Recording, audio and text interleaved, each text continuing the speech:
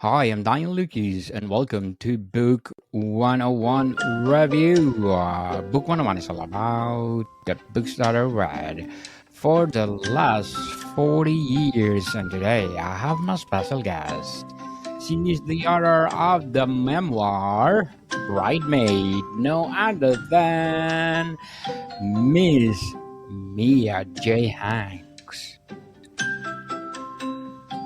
Welcome to Book 101, Miss Mia, and can you please introduce more about yourself?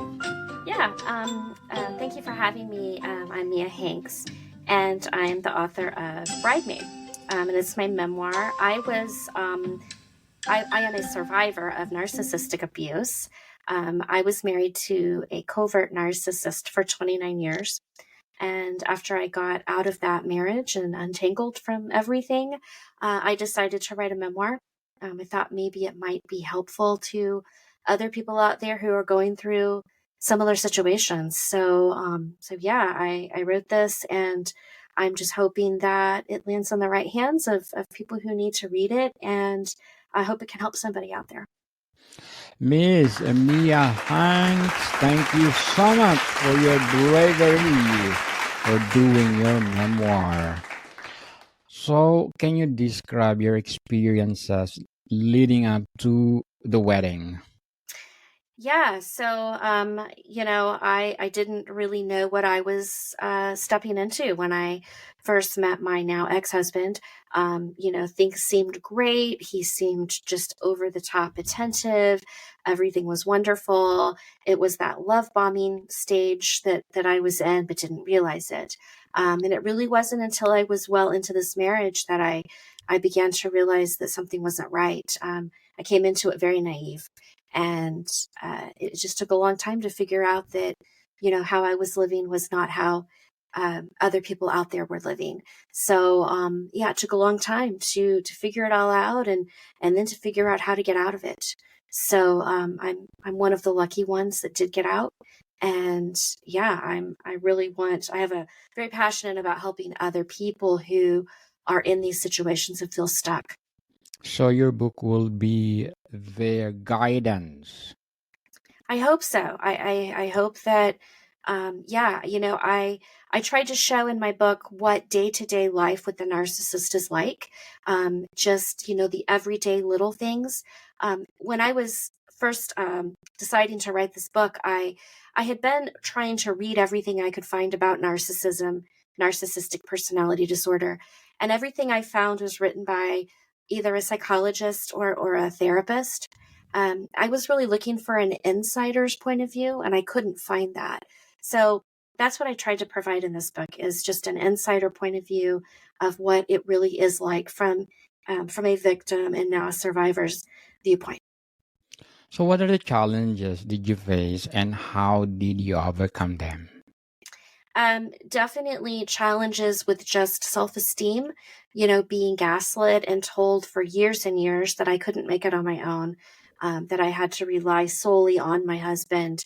And, really over the years, it just broke me down. And so gaining that confidence, and feeling empowered enough to leave, it is definitely a huge challenge. I think that a lot of victims face. And just that feeling like, I can't ever make it on my own.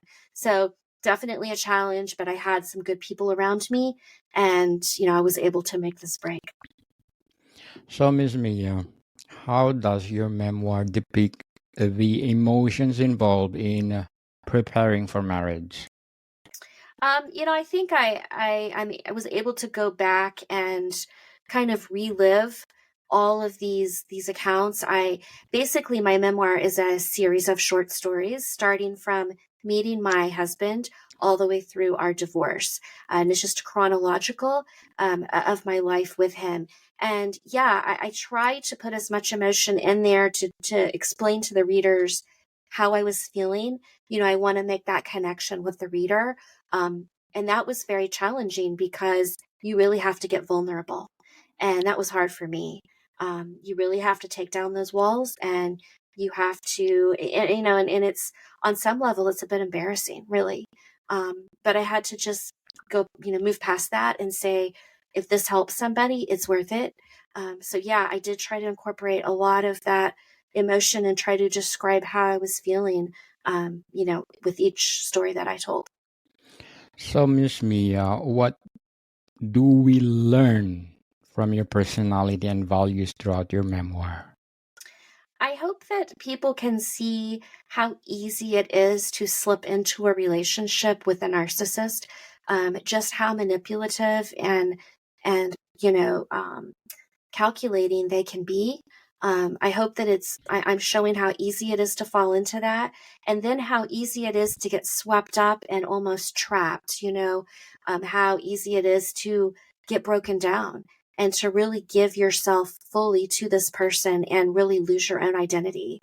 And then, of course, kind of figuring out that this is not right and gaining some confidence and getting enough support to finally break free and create your own life. Congratulations, Miss Mia, Thank you. for that freedom. So, how does your perspective on love and marriage evolve throughout the book? Well, in the beginning, you can see that I was very intent on making this marriage work, even though there were challenges early on. I saw definite personality quirks in my husband. I wanted to make it work. I think society tells us that, and especially after my two children were born, I think society tells us that you stay in the marriage for the kids, you keep your family together. You don't want your kids to be children of divorce. And so I think you can see that throughout my book. That is my intention. Um, and then toward the end, as my kids are growing up and getting older and becoming young adults themselves, I think I do start to show that I start to become more aware of really what's been happening and finally, aware enough to say, I need to leave. And then to look back and have some regret, and say, I wish I would have left sooner. I wish I hadn't left my kids in that dysfunctional, in this dysfunctional household for so long. But hindsight is 2020, and definitely my view has evolved on that, and realizing that if anytime there's abuse, um, the idea that we stay for the kids and we keep our family together is really not the best option. Certainly. And what role do family and friends play in your wedding journey? So family and friends, yeah. Uh, I'm very close with my parents, and so they really had an insider point of view, an insider, glimpse into everything that was happening in my marriage. As far as friends, I never had a lot of friends when I was married. That's Yes. kind of by design. Narcissists don't really want you to have that support system. So, yeah, I mean, throughout my marriage, my parents were supportive of this marriage, but they saw things they didn't like. And then, in the end, they were the ones that were my support system when I decided to leave. I didn't really have friends to at that point when I was deciding to leave. I didn't have friends to lean on. Um, Quite frankly, all of my friends thought my husband was, father of the year, husband of the year. He was fantastic. Because remember, this guy he's a covert narcissist. So Mhm. to the outside world, he's fantastic. He's wonderful. So that left me with no friends to lean on when I was exiting this marriage, but I did have my family. And ultimately that's what saved me. He's an actor then. Oh yeah. Yeah, for sure. So, Miss Mia, how does your memoir portray societal expectations of brides and marriage? I think, yeah, in the beginning, it shows, my feeling, which was when little things popped up and little issues that would later become big issues. My ex-husband, he really has no empathy, and that showed very early in my marriage. But because of those societal expectations, I thought, well, it's strange that he, really doesn't care about people, Yes. but I'll just kind of sweep that under the rug because, we're told that we get in a marriage to make it work. I certainly didn't enter this marriage to get a divorce. Um, so I started, letting these little things slide, and his control over me. Again, I wrote it off as personality quirks because, we're taught to think that marriage is not easy and there's going to be challenges. And I just assumed these were the challenges. And this is what everybody went through, and this was normal. And for years, that was what was running through my head. So, Miss Mia, what conflicts arise between personal desires and traditional expectations in the story? I think, yeah, just that idea that I needed to stay and work this out. And it's embarrassing to admit to other people that you're having issues in your marriage. So I kind of just thought, well, if I just ignore it and I don't deal with it, it'll go away and eventually it'll get better, right? You think, surely this gets better. And you wait and you wait. And narcissists don't get better. Studies have shown that they only get worse with age. But again, I'm waiting it out, thinking, surely this is going to change someday. He's going to suddenly become empathetic. He's going to suddenly be a caring person. That never happened and never will. So it was just sort of that conflict of realizing and having to be honest with myself that this isn't going to change. As much as I wanted it to change, and I wanted him to be, quote unquote, a normal husband, it was not going to be. And so I had to kind of reconcile that and realize that I had to just get honest with myself. So, how does your memoir explore the idea of self discovery in the context of marriage? I think you can see early to middle of my book that I just I don't know who I am really. When I got into this marriage, it was, my identity was gone. And I think it's probably evident through my stories that I was really just kind of living day to day. I would just make it to the next day, and then you make it to the next day. And I didn't really have goals. I didn't have dreams. I just wanted to make it to tomorrow, right? And so, but then toward the end, I start to realize I can have my own life and I can make my own decisions. And this could, even though it's all overwhelming, it can be fun and it can be exciting. And so toward the end, I think you start to see in my book that I'm gaining a sense of self. Yeah. But it takes time to build that. Certainly. What symbols or motif are repeated throughout your memoir, and what do they represent? I wouldn't say it's repeated.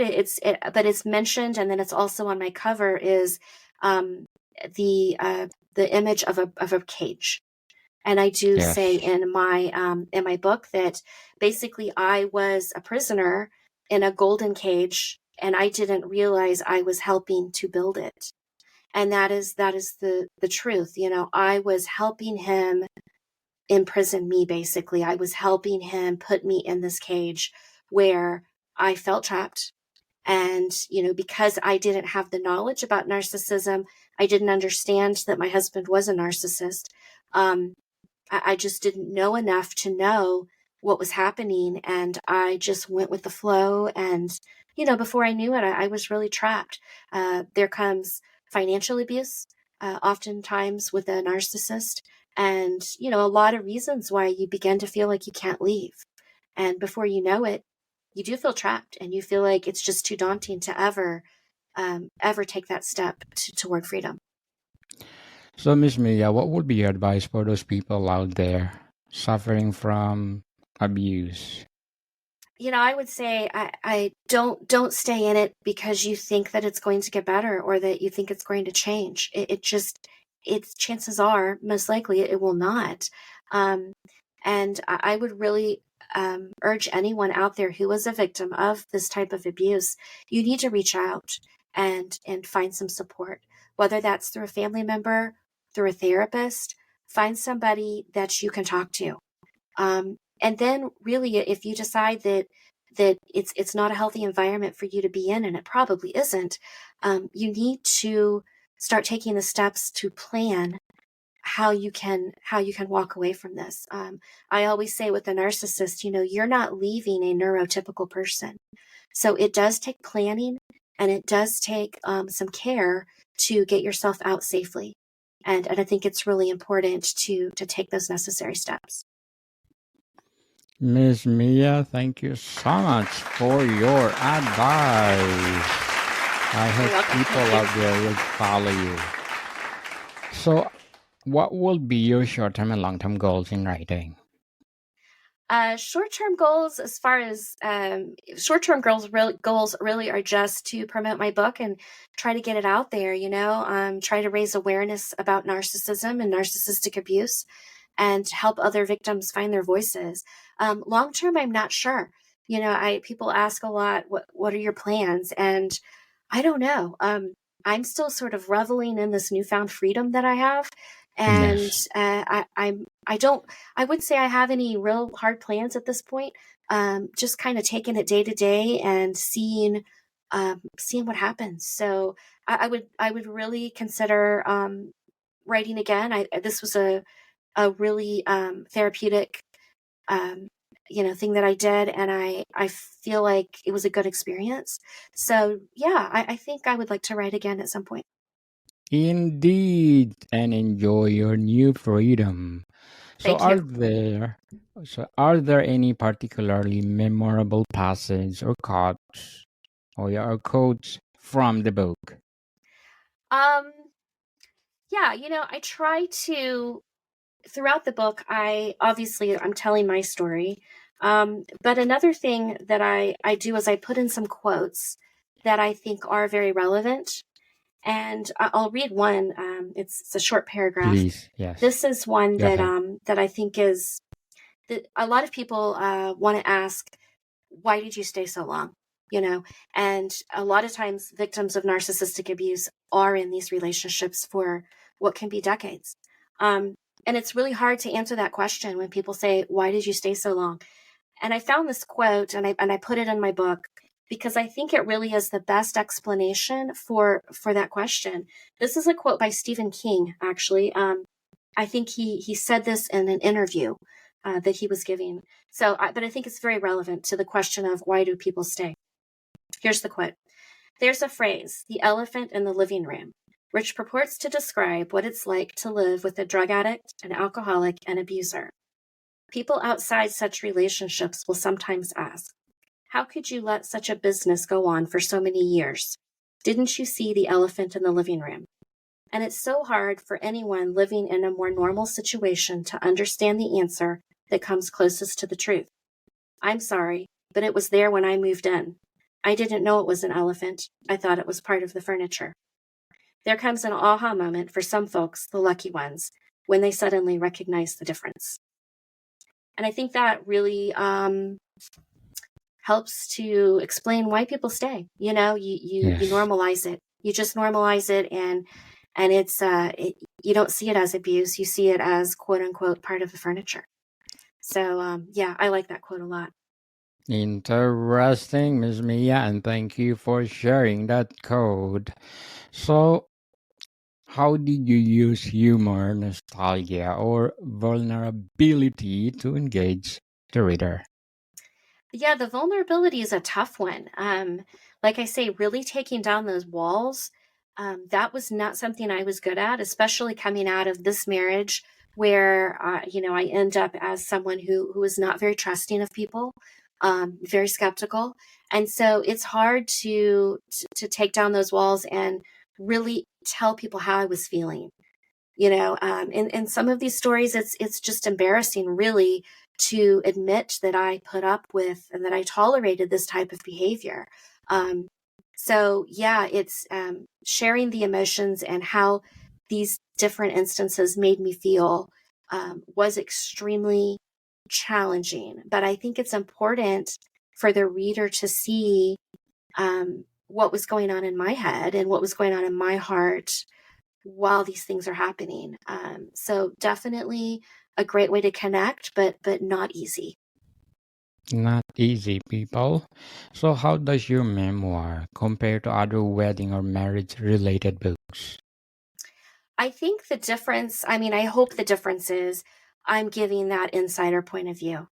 I want people to, and I'm describing just mundane things.